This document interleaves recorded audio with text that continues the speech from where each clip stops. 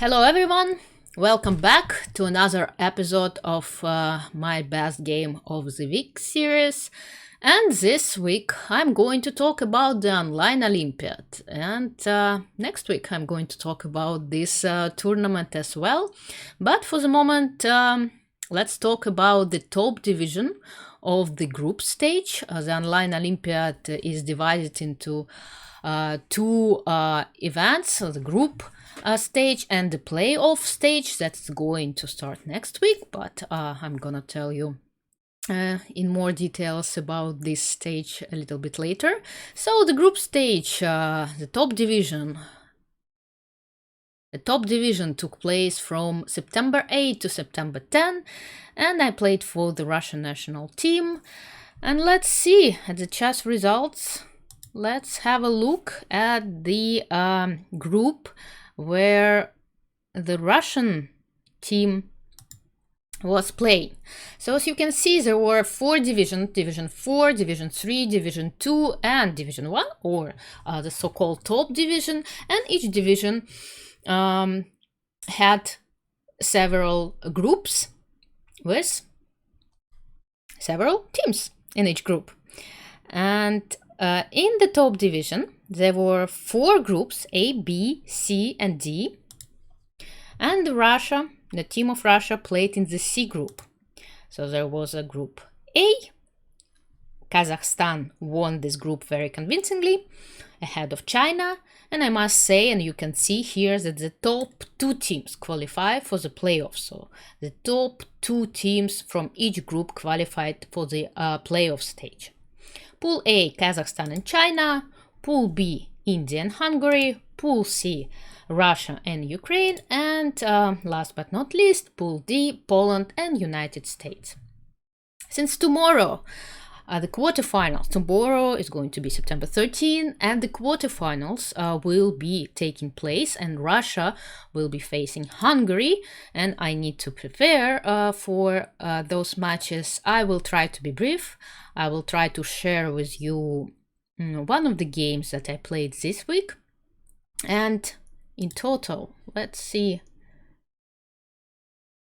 try to see, where do I find it? In total, I played 4 games and I scored 3.5 points out of 4. And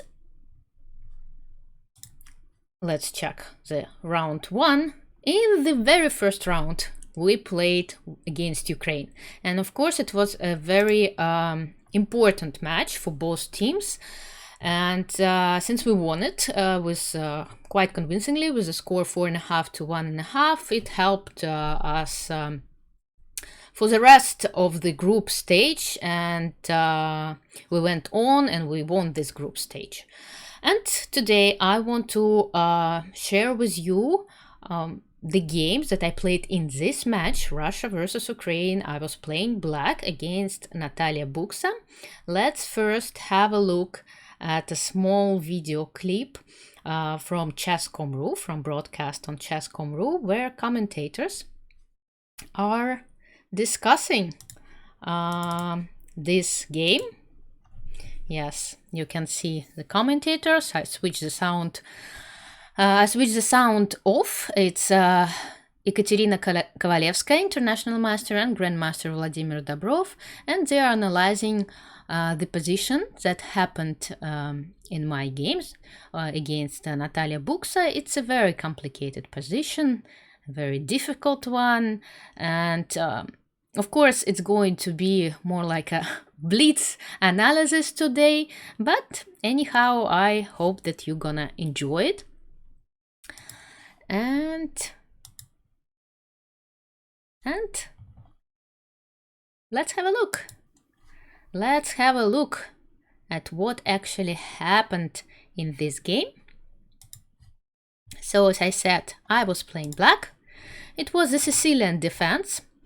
I play different types of openings. Nowadays, one really can try a lot of openings because it's become easier to learn new opening since everyone almost have access to databases and to wonderful opening courses, so why not try something new? And in this game I played the Taimanov variation, a very sharp variation that one can see nowadays in even some games of the top grandmasters. So this move order often leads to the Chelyabinsk, or the so-called Sveshnikov variation. If white plays knight d to b5, trying to get to d6 square, and black plays d6, it's not the only move, but it's a possibility for black. And with this move order, we often see one variation transposing to another one. And this is a Sveshnikov line and big theory, but in this particular game my opponent opted for knight takes c6. It's another very interesting choice for white to face this move order. I took with the b pawn because taking with the d pawn will let white exchange the queens and get a better endgame. e5, knight d5, knight e4, and this variation is very sharp, very unusual, and very tense positions arise. Queen to c7, attacking the pawn on e5. Queen to b6. Now after f4, black squares in the white camp have weakened, so I'm trying to attack them. c4, nevertheless, white is inviting black's knight to go to e3. It's possible to play knight e3, but it's another story, another line. I played bishop b4 check, and here, surprise, surprise, it's one of the rare cases in the modern chess where the king goes forward and thus losing a possibility to castle, and you will not see the king in the center on the 11th move with the queens on the board so often. So king e2, but it's almost obliged here, because after bishop d2 my queen can go to e3, then I can take on d2, I can take on e2, I can take on f4 and get an advantage. So king to e2 is almost forced. But again, it's a long theoretical line, f5, and here another crossroad. White can take on f6. You can check out the recent game between Maxim Vachier-Lagrave and Pragnanda, I believe, where Maxim took on f6 and won the game quite nicely. Knight to f2 is another approach, a very interesting line. And here I played knight to e7. I think it's an inaccuracy. I should have started with bishop a6 first, attacking this pawn, and only after b3. Oh, no. Sorry, not b3, of course, because after b3, knight c3, fork will follow. So after bishop a6, I'm kind of forcing white's king to go further, one square further, knight e7, and here the difference is that this pawn is under attack and white doesn't really have time to go knight d3 because of bishop c4. And if we compare the line that happened in the game, so I skipped this bishop a6 move, I played knight e7, and here the difference is that white actually has this move knight d3, and it's a very interesting alternative. But again, the positions that arise after this move, especially considering the fact that it was a rapid game, 15 plus 5 time control, are very unclear. Black usually plays d5, and the king is in the center. It's really not something that you see every day, and anything can happen. In the game, my opponent played bishop e3, which is also quite a good move. Bishop c5, so I take, I attack the pawn on c4, so that's why b3, and now I cannot really wait and let white develop her pieces and stabilize in the center, because if she manages to play g3 and bishop g2, she will have very strong position. So I need to counterattack. I need to counterattack this center and try to use the fact that the king is in the center and is not castled yet. So that's why I played g5. It's an interesting move. Actually, something like d5 can also be considered, trying to destroy white center like this, then attack on f4, prepare e5 after short side castle, but g5 is also good. Queen d6, and here it seems that queen b6 was a little bit better, but of course it's difficult to understand why. I played queen a5, heading to c3 obviously, f takes g5, and now I played queen c3, but unfortunately, as we say, it's not possible to checkmate with one piece, even with the strongest piece. I mean, in most of the cases, you need to attack with all your army. And here I had a very interesting possibility to play c5. And then after knight d3, try to complicate things further on and play h6. And the idea here is, if white takes on c5, then it kind of the knight goes too far away from the king. If they take with the queen, then I can even exchange the queens. I take on g5, and then I'm going to attack this pawn on e5. So c5, it's a very interesting and common idea here. Black often sacrifices this pawn in order to deflect white's pieces, in order to open up very important diagonal. It was the move to continue here. But I played queen c3, rook d1, and, well, a5, trying to open up this file for the rook.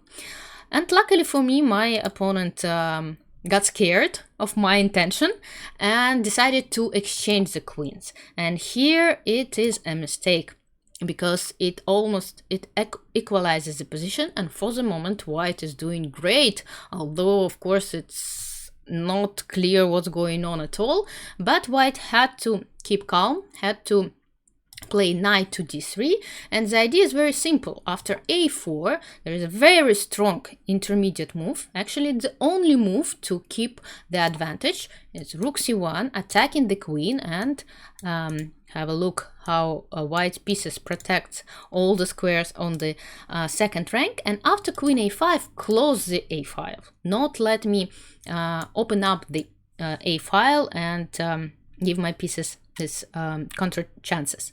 So knight d3 was very strong and almost, I would not say winning, but definitely putting black on the verge of losing. But again, luckily for me, after this super aggressive play with g5, a5, queen c3, and it's a rapid game, my opponent decided to play it safe and exchange the queens. But after this exchange, yeah, the king is in the center, but it's not about the king here. It's about this center pawn. And if I manage to win it, then I'm gonna have such a beautiful, strong center that it will be very difficult to play against. And here I go, c5, very strong move. I'm opening up this diagonal, despite the fact that this pawn can be lost, and it will be lost in the game. Rook d6 is a mistake. We will see why. Rook d2 would have been much stronger, because here the rook is protecting the second rank, and at the same time it's not getting under attack of my king, as it happened with the rook on d6. After rook d6, bishop b7, h4, a4. So I'm trying to use the a file for my rook. White is trying to use the h file. Rook h3. I played very well in this part of the game, and actually I'm very proud of my play here. So the position is very concrete, it's very complex, it's complicated. You really need to you cannot waste time. You have to be aggressive, you have to attack, you have to calculate a lot of variations. So knight g6, I attack the pawn on e5. I create the threat of the fork on f4. And of course, I keep in mind this option of a takes b3 and then rook a2. Knight d3, protecting the pawn on e5 and the pawn on f4. I exchanged the pawns, and here I spent, I think, almost 6 minutes. And if we recall that it was a 15-minute game, it's almost half of the time, but I managed to find the strongest move. And it's a very important quality and ability, even in a rapid game, to feel this key moment of the game, because you cannot spend like 5 minutes per move on each move, even in a classical game. But if you do feel this key moment of a game and you can stop and focus and calculate and find the strongest move, sometimes that's what makes you win your games. And so I spent a lot of time, but I did manage to find the move, which is king to e7. Just one little step forward, again creating this idea of taking on e5 and winning the exchange. Knight takes e5. White is ready to sacrifice the exchange because they know that after that they will get enough compensation for that. But it's not about material here, it's all about the central pawn. And that's why I don't want to win this exchange just yet. Threat sometimes is more unpleasant than the execution, right? And this is the case. Knight f4 is in the air, knight takes e5 is in the air, and actually it's not possible to protect yourself from both threats at the same time. So let's try a rook e3. Unfortunately, after rook e3, the rook gets under my pawn's attack, and then I will take on e5 when the rook retreats. White played rook d4. Okay, she protected the square on f4, but alas for white, she lost the central pawn on e5. I gave a check, although it was not really a necessary inclusion, but it's possible. Rook e3 and then d6, and suddenly the position is quite unpleasant for white. But of course, she didn't have to blunder here. She could have tried to be more stubborn, play knight a4 and defend. Although with this bishop on f1 and against those central pawns, it might have been a little bit difficult. I could have just exchanged on a4 and transfer my rook to c5 and prepare pawn's march forward. Instead, my opponent decided that the knight is... I'm not really attacking this knight because this knight is going to be unprotected after d takes c5. Yes, it is going to be unprotected, but the problem is that after b4, that's the move that white made, I take on c5, and yes, the knight is unprotected, but the rook is under attack. So she missed this simple...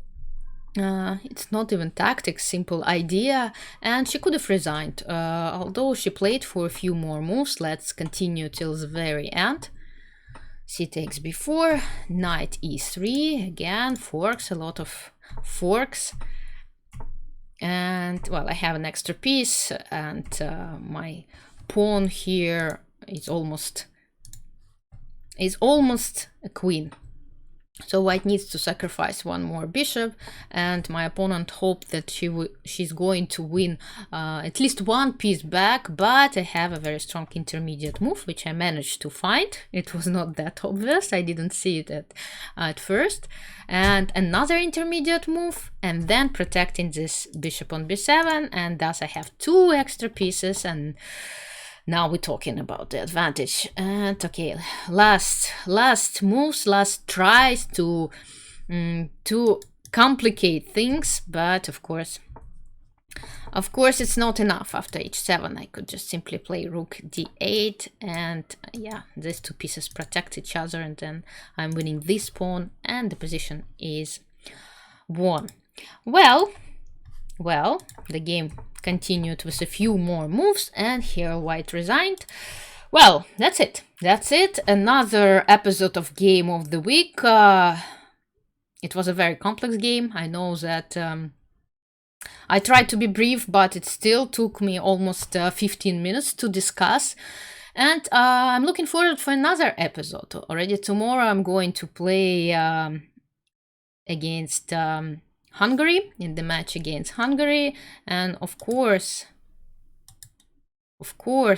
it's going to be a very tense match. Actually, last year we also played against Hungary in the quarterfinals of the Online Olympiad, and the teams, they played 2 matches, and in case of a tie, in case of the score 1-1 after 2 matches, there's going to be another tie-break match with blitz match.